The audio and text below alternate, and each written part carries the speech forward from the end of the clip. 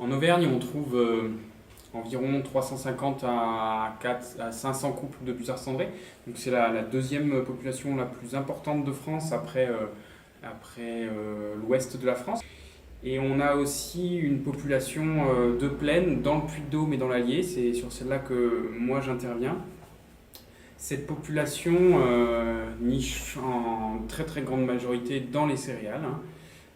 Donc en fait, les Limagnes étaient il y a bien longtemps plus ou moins des marais avec des petites côtes plus sèches. Aujourd'hui, les Limagnes sont donc une zone agricole intensive qui plaît aux busards. Dès que les premiers jeunes sont nés, on commence à avoir un peu plus d'activité. Les femelles sortent un petit peu, bon, ne sont jamais très très loin des nids, donc quand on voit une femelle à début mi-juin, c'est toujours très bon signe. Et parfois, à 100 mètres, 150 mètres, les femelles nous alarment au-dessus et on doit reculer, reculer, reculer. Et donc on voit cette femelle revenir au nid avec la proie que le mâle lui a portée. On a auparavant visité chaque nid à pied pour connaître quel âge ont les poussins. Donc là, c'est des visites qu'on doit faire la plus discrète possible. On doit ne pas laisser de traces dans les champs. Cette année, on a fait appel à un bénévole qui vient de Vendée, qui est actif au sein de la LPO Vendée déjà. Et surtout, ce qui nous intéressait beaucoup, c'est qu'il avait un drone. Et donc on a utilisé ce drone dans le cadre de nos recherches des busards cendrés. Pour aller au plus court, sur une grande partie des nids, on avait noté que les numéros de traces de pulvérisation, parce que les tracteurs font plusieurs visites dans les champs, ils empruntent toujours les mêmes chemins, ce qui fait qu'on a un quadrillage dans le champ qui est fait par les traces de tracteurs. Et donc cette année, je m'étais limité pour beaucoup à un seul alignement comme ceci. Et donc avec Philippe, bénévole, on a essayé une méthode qu'on n'avait encore jamais faite en Auvergne, qui est encore peu répandue en France, mais qui est en train de se répandre, c'est l'utilisation des drones. Donc on reste sur le chemin, on fait s'envoler le drone prend la direction du nid à une hauteur d'une vingtaine, trentaine de mètres pour avoir une vue assez globale. Et quand on a des blés qui sont semés très réguliers, qui n'ont pas été couchés, versés par les orages, les nids se repèrent très très bien du ciel. Avec le drone, on peut repérer un nid en 2-3 minutes. Quand on a déjà les traces de tracteur, c'est très très simple. Ensuite, le drone descend.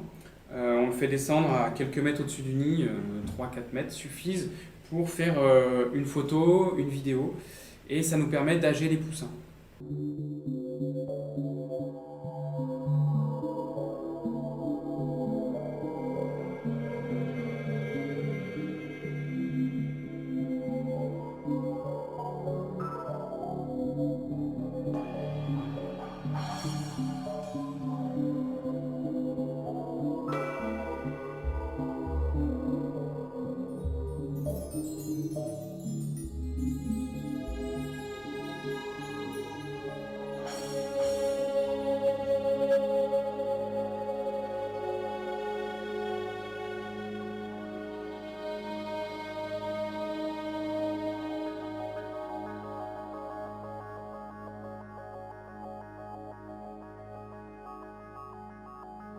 On a eu un seul ou deux nids, je crois, avec des poussins relativement grands, déjà emplumés.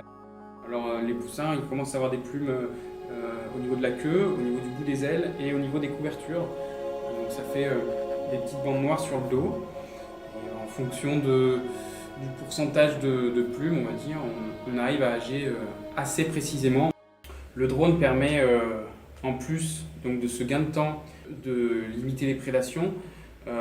C'est vrai que ce qu'on observait, c'est que quand le drone repartait, une fois qu'on avait pris les photos, les vidéos, l'emplacement GPS, la femelle retournait très très rapidement à son nid quand les jeunes étaient petits et qu'il y avait besoin de la femelle.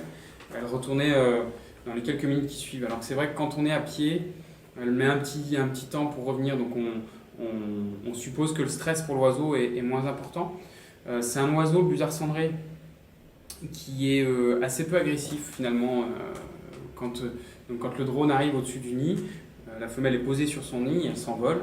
Donc le drone à ce moment-là est encore assez haut, ça permet à la femelle de partir, elle évite le drone.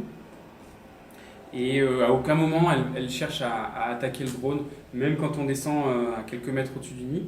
Elle reste à distance, alors elle crie, elle alarme, ce qui est assez normal, mais on n'a pas observé de signe d'agressivité vraiment comme elle pourrait le faire sur un renard ou une corneille.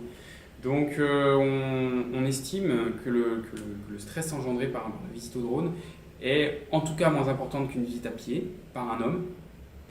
Une année comme aujourd'hui, on a protégé plus de 90% des nids. Alors le choix de la cage de grillagé, de la cage traîneau, on appelle ça, c'est une méthode donc efficace. Ça prend peu de place pour le stockage parce que il faut pouvoir le stocker pendant l'hiver. Voilà, et c'est assez simple à mettre en place. On va attraper les poussins, on met tout ça dans une boîte pour qu'ils soient à l'ombre, à l'abri du stress. On pose ça de côté, on enlève le nid, on arrache le blé, on met de côté, on nivelle un petit peu le sol pour que ce soit plat, pour pas que le grillage, qu'il y ait un gros trou sous le grillage, que les poussins passent la patte au travers et puissent se casser la patte. On pose du blé à l'intérieur des cages pour refaire un nid naturel. Là, on essaye de reproduire au maximum le nid naturel. Donc, on tresse le blé à l'intérieur de la cage pour qu'il se tienne, sinon il va tomber. C'est important cette étape pour dissimuler le grillage, pour faire de l'ombre aux poussins, puisque par la suite ils vont passer une petite partie de l'été dans cette cage sans pouvoir en sortir. Ensuite on remet le nid et puis à la fin on remet les poussins, éventuellement les œufs. On ne fait jamais ces interventions sur un nid où la ponte, où il n'y a aucun œuf qui n'est éclos, puisqu'on a des fortes chances que la femelle abandonne son nid si on intervient sur les œufs. Donc il faut attendre que les poussins soient nés pour intervenir. Et donc une fois qu'on a fait ça, on s'éloigne du nid et on laisse des jalons assez loin. Ça c'est en négociation avec l'agriculteur. Mais donc on laisse des jalons pour que le jour de la moisson, l'agriculteur n'ait pas de problème à localiser sa cage.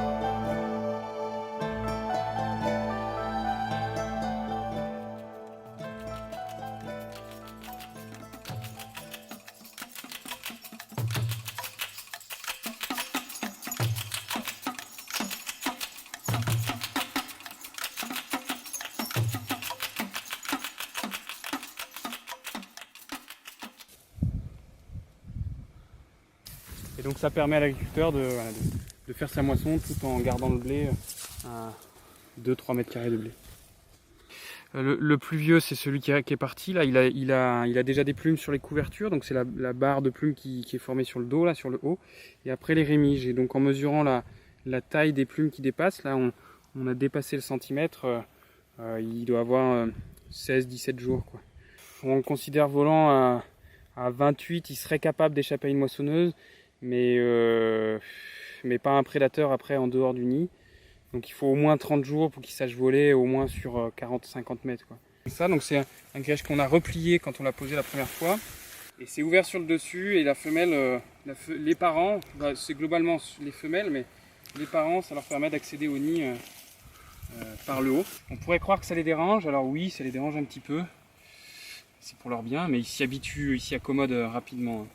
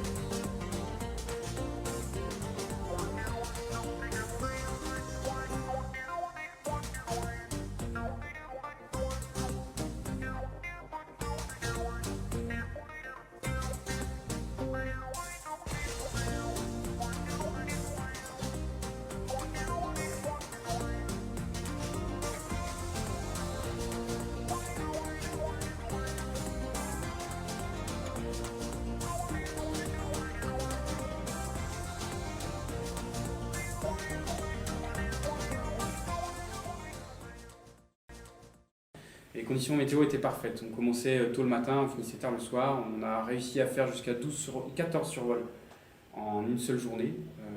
14 survols, 14 nids, c'est assez énorme.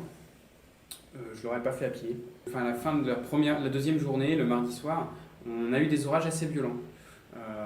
Ces orages, c'était surtout de la pluie, il n'y a pas eu trop de grêle à ce moment-là.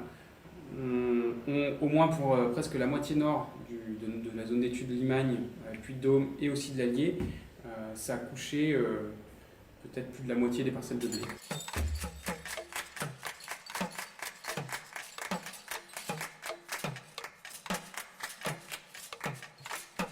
Les parents peuvent ne pas retrouver les poussins sous la paille. Malgré tout, on a vu la femelle au loin se poser, alors on a réussi à prendre un nouveau repère. Je suis monté assez rapidement, le terrain était un peu en pente, je suis remonté rapidement au bord du nid pour essayer de retrouver cette femelle. Ma présence a fait envoler la femelle à 4-5 mètres. Donc j'ai pu repérer le nid à l'œil. À ce moment-là, j'ai rappelé Philippe, pilote du drone. Donc il a ramené le drone au-dessus de ma tête. Et avec des talkies, j'ai essayé de lui expliquer plus à droite, plus à gauche.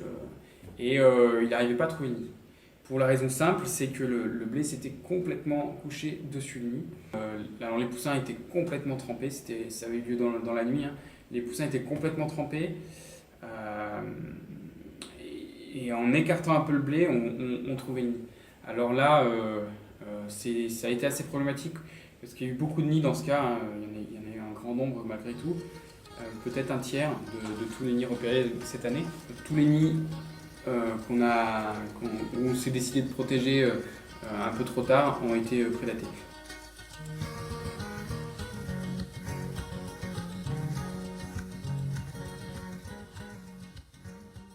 Sur une parcelle où on a posé 2 cages de protection, donc ces 2 nids n'auraient pas pu s'envoler sans notre intervention. Et donc à chaque fois, toujours le même principe, hein, une petite cage grillagée qui fait 1 mètre carré et un petit peu de blé autour. Alors là, on n'a pas grand chose, on a 2 mètres sur 2 mètres.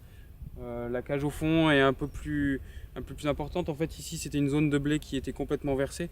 Donc il y avait peu d'intérêt de garder ce blé versé autour. Quand on laisse des cages au milieu de nulle part sans aucun blé, le soir ou tôt le matin, on voit les poussins qui sont collés au grillage, qui ont passé la nuit contre le grillage. Donc là, c'est vrai qu'au moindre prédateur qui passe, ça reste quand même un repas de choix.